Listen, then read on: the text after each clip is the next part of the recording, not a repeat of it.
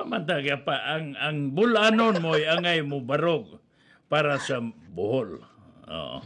Kana no para at least masabtan kay naa man gyud nakapangutana ani Sir Dan nga ngano kuno nga barog Bohol. Nag-unsa ba day kuno ang Bohol? Naghapa ba daw kuno? Nagkamang ba daw kuno? Nganong kinahanglan mo mabarog? So Ah, ako ang pagtubag simple lang kayo, mm, no? mm, Gaatras ang Bohol, wala gaabante. mm. So mao nang kinahanglan mo barog ang mga bulanon para sa mga hisgutanan labi na sa kaayuhan o pagpanerbisyo diha sa lalawigan sa Bohol. So anyway, una ta mo padangat mo timbaya sa ko Sir Dan sa ato ang mga tigpaminaw Sige.